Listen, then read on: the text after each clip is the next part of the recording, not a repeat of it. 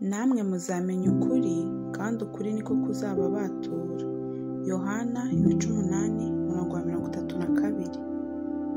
Umuntu wese iyo ari muri Kristo aba ari icyaremwe gishya. Ibya kera biba bishize, dore byose biba bihindutse bishya. Abakorinto ba 2:5-17. Akigenda abona umuntu wavutse ari impumyi. Abigishwa baramubaza bati, mwigisha, ninde wakoze icyaha, n'uyu cyangwa n'ababyeyi be, ko yavutse ari impumyi? Yesu arabasubiza ati, uyu nta cyaha yakoze cyangwa ababyeyi be, ahubwo ni ukugira ngo imirimo y'Imana yerekanirwe muri we. Yohana 9:1-3. Ntukabyikubite imbere, ntukabikorere, kuko Uwiteka Imana yawe ndi Imana ifuha, mpora abana gukiranirwa kwa ba se, nkageza ku buzukuruza n'ubuvivi bw'abanyanga. Kuva 20:5. Niba Uwiteka atwishimira, azatujyana muri icyo gihugu akiduhe, kandi ari igihugu cy'amata n'ubuki. Kubara 14:8. Ubugingo bukora icyaha nibwo buzapfa. Umwana ntazazira ibyaha bya se, kandi na se ntazazira ibyaha by'umwana we. Gukiranuka k'umukiranutsi kuzaba kuri we, kandi ibyaha by'umunyabyaha bizaba kuri we. Ezekiyeli 18:20. Ba se b'abana ntibakicwe babahora abana babo, kandi abana ntibakicwe babahora ba se. Umuntu wese yicishwe n'icye cyaha. Gutegeka kwa 2:24-16. Kristo yaducunguriye kugira ngo dukizwe umuvumo w'amategeko, ahindutse ikivume ku bwacu, kuko byanditswe ngo, havumwe umuntu wese umanitswe ku giti. Abagalatiya 3:13.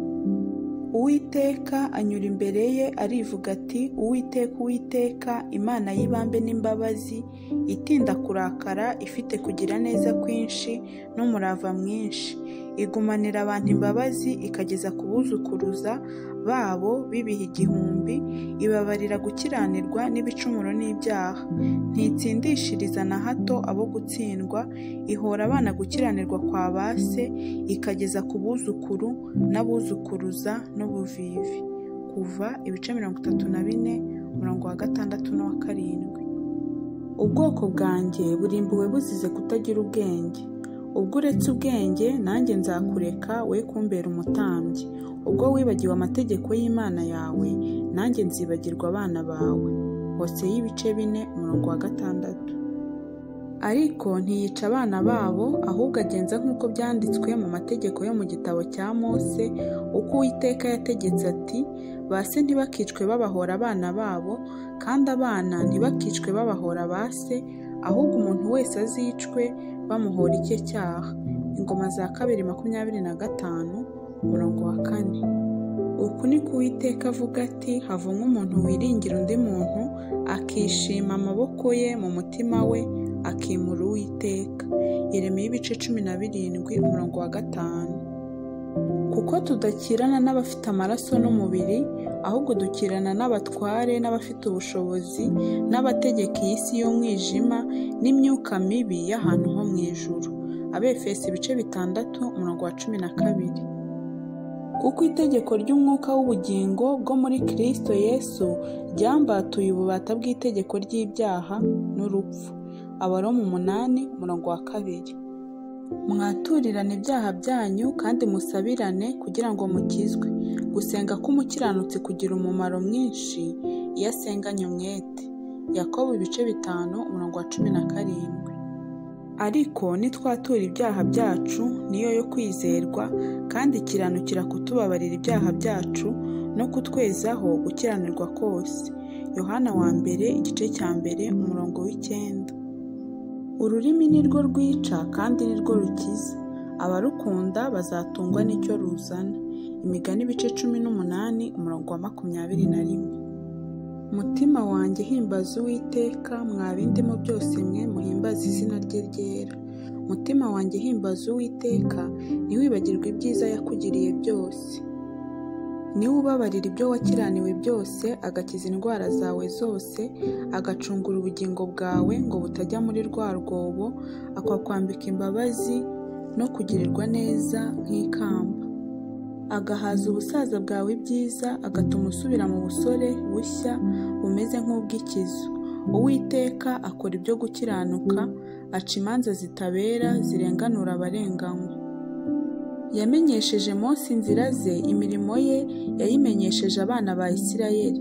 Uwiteka ni umunyebambe, ni umunyembabazi, atinda kurakara, afite kugira neza kwinshi. Ntakomeza kurwana iteka, ntagumana umujinya iminsi yose.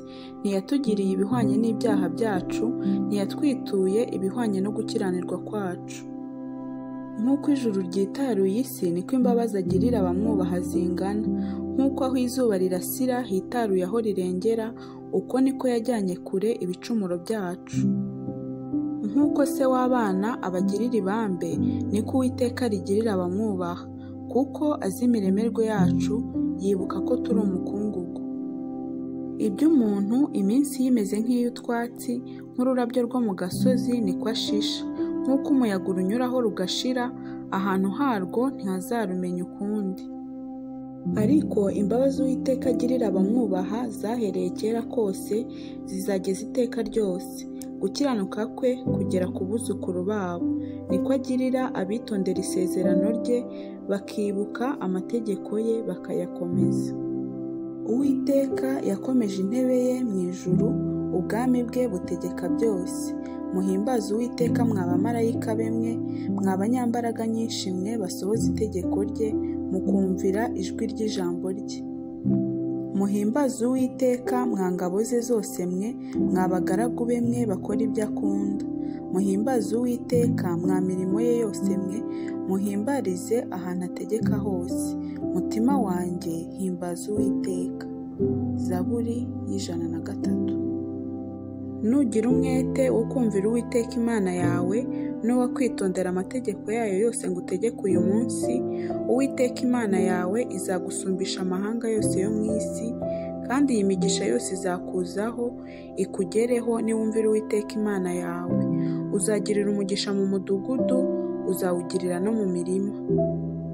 Hazagira umugisha imbuto zo mu nda yawe, n'imyaka yo ku butaka bwawe, n'imbuto z'amatungo yawe, kororoka kw'inka zawe n'ukw'imikumbi yawe. Hazagira umugisha igitenga cyawe n'ikibo uvugiramo. Uzagira umugisha mu majya no mu maza.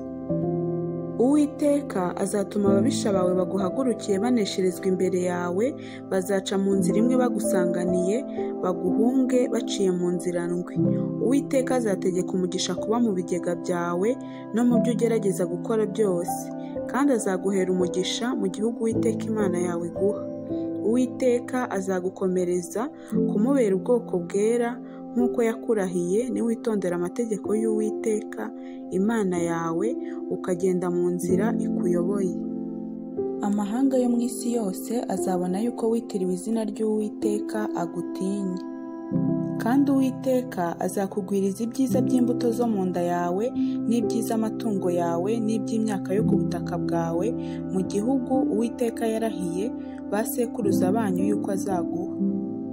Uwiteka azagukingurira ijuru, ububiko bwe bwiza, ngo ajye akuvubira imvura mu bihe byayo, aho umugisha imirimo ikuva mu maboko yose.